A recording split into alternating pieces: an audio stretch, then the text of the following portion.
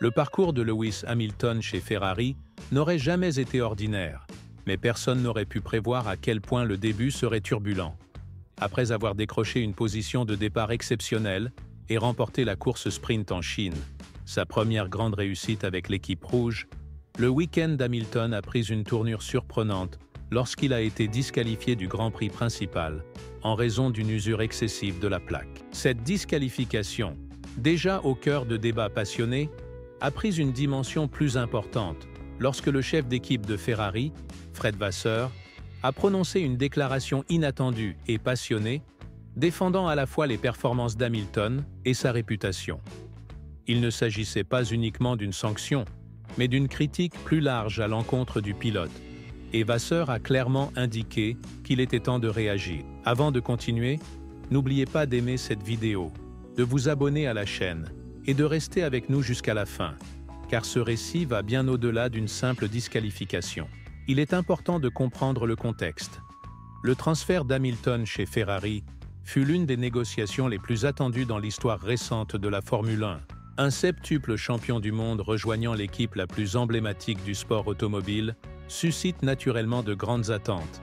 Et bien que le début de la saison n'ait pas été catastrophique, il n'a pas rassuré les critiques. Ces derniers prétendent désormais qu'Hamilton a peut-être dépassé son apogée, après avoir terminé à la 8e place en Australie et avoir été disqualifié en Chine alors qu'il occupait la 6e position. Certains commentateurs et anciens pilotes sont revenus sur un récit bien connu, affirmant qu'Hamilton serait épuisé, qu'il aurait perdu son avantage et que Ferrari avait commis une erreur en l'engageant à ce stade de sa carrière.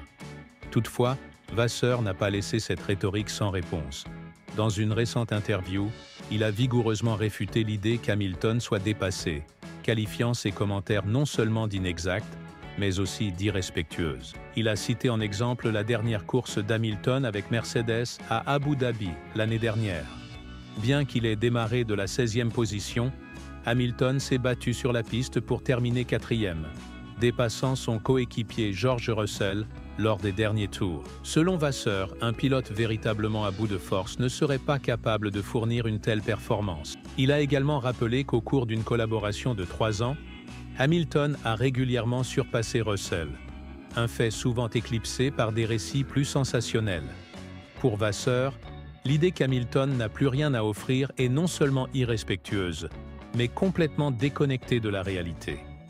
Vasseur a également critiqué la manière dont les médias et certains commentateurs ont déformé les premières performances d'Hamilton chez Ferrari. Il a reconnu que les résultats n'étaient pas parfaits, mais a souligné à quel point le pilote était proche en qualification comme en rythme de course. En Chine, Hamilton a décroché la pole position lors de la course sprint devant Leclerc et a ensuite remporté cette course, démontrant que, lorsque la voiture et les réglages sont optimaux, le pilote britannique est tout à fait capable de livrer des performances impressionnantes. En Australie, la stratégie erronée de l'équipe, consistant à changer les pneus trop tard, a coûté des positions aux deux pilotes, un problème qui ne peut être imputé exclusivement à Hamilton. Comme l'a souligné Vasseur, la disqualification en Chine n'était pas liée au style de conduite d'Hamilton.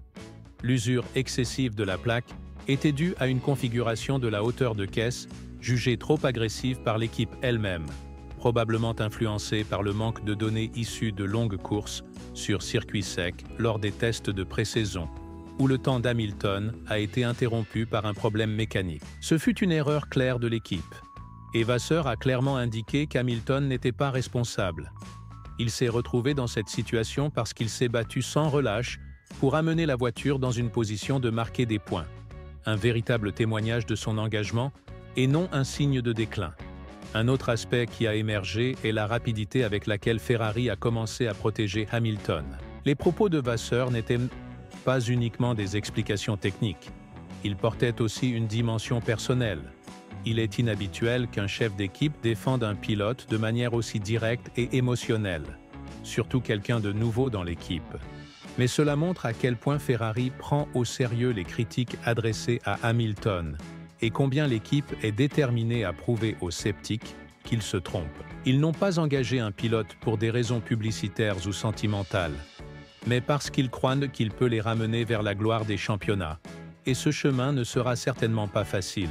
La voiture 25 a certes montré des signes de compétitivité, notamment en course sprint, mais elle demeure encore incohérente et potentiellement trop sensible en termes de réglage et de performance sur la durée d'une course. Ferrari se trouve toujours derrière Red Bull et McLaren dans le championnat des constructeurs, et tant Hamilton que Leclerc se battent pour obtenir de meilleures positions dans le classement des pilotes. Pour renverser la situation, l'équipe aura besoin de bien plus que des week-ends sans incident.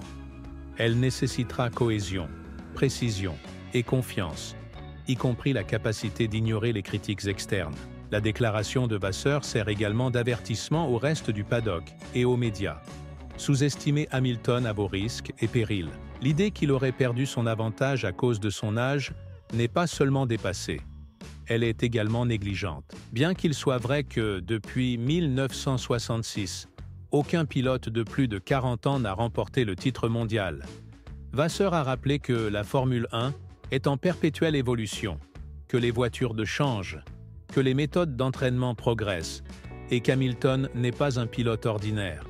Il figure parmi les athlètes les plus disciplinés, engagés et incroyablement concentrés de l'histoire du sport. Si quelqu'un peut battre ce record, c'est indéniablement lui. Pour Hamilton lui-même, les dernières semaines ont probablement été très frustrantes. Une nouvelle équipe, un nouvel environnement et déjà une avalanche de jugements et de spéculations. Mais comme le montre clairement la défense de Vasseur, ceux qui comptent vraiment continuent de lui faire confiance. Et comme nous l'avons vu maintes fois, lorsque l'on doute d'Hamilton, c'est généralement le moment où il devient encore plus redoutable. Laissez dans les commentaires votre opinion sur la défense passionnée de Fred Vasseur en faveur de Lewis Hamilton. Est-ce le leadership dont Ferrari a besoin pour rester soudé sous la pression? Ou pensez-vous que cela révèle à quel point l'équipe devient vulnérable face aux critiques grandissantes? Ce qui est clair, c'est que Vasseur ne protège pas seulement un pilote, mais une vision, une perspective dans laquelle Hamilton, malgré un départ difficile, est toujours considéré comme un pilier essentiel du projet à long terme de Ferrari. Ce qui en dit long sur la dynamique interne de l'équipe et sur la confiance placée dans l'expérience, plutôt que dans de simples récits. C'est également un moment fascinant dans la culture plus large de la Formule 1, qui soulève des questions sur la manière dont nous jugeons les pilotes à la fin de leur carrière, sur la rapidité avec laquelle nous écartons les légendes, et sur la patience réelle dont disposent les équipes modernes à l'ère d'une surveillance constante. La disqualification d'Hamilton a peut-être fait la une des journaux, mais ce qui a suivi rappelle que la perception compte souvent plus que les résultats. Le récit du déclin se vend facilement, mais peut-être est-il, comme le suggère Vasseur, complètement déphasé par rapport à la réalité. Les courses à venir montreront si cet incident deviendra un symbole de motivation ou restera simplement un détail passager, si le soutien de Vasseur poussera Hamilton à faire taire ses détracteurs, si Ferrari utilisera cette critique comme carburant pour améliorer ses opérations, augmenter les performances de la voiture et prouver qu'elle est un concurrent sérieux, ou si la pression ne fera qu'augmenter, révélant davantage de faiblesse dans la structure de l'équipe et dans la prise de décision. Ce sont ces histoires qui définissent une saison, non seulement qui gagne le jour de la course, mais comment une équipe évolue face à l'adversité et aux controverses. La réponse mesurée, déterminée et discrètement résiliente d'Hamilton reflète un pilote qui a déjà traversé bien des tempêtes. Il a surmonté des changements de règlement, des conflits avec ses coéquipiers et des luttes politiques au sein du sport. Et pourtant, le voilà ici, prêt à entamer un nouveau chapitre, sous le regard de tous comme jamais auparavant. S'il parvient à prouver que les critiques ont tort et à ramener la gloire à Ferrari, ce ne sera pas par des gros titres ou des déclarations, mais par une exécution, une précision et une constance sur le long terme. Pour les fans, ceux qui suivent chaque week-end de près, analysant les temps autour, écoutant les communications radio de l'équipe et étudiant chaque interview après la course, c'est justement cette mosaïque complexe de personnalité, d'ambition et de défis qui fait de la Formule 1 le sport automobile le plus dramatique au monde. Si vous avez apprécié cette analyse détaillée et que vous souhaitez suivre chaque rebondissement, chaque choc et chaque arc inattendu de rédemption que la saison 2025 vous réserve, n'oubliez pas d'aimer cette vidéo, de vous abonner à la chaîne et d'activer la cloche de notification, car ce qui va suivre pourrait réécrire tout le cours de ce championnat. Et vous ne voudrez manquer aucun moment. Merci de faire partie de ce voyage. Et à la prochaine fois.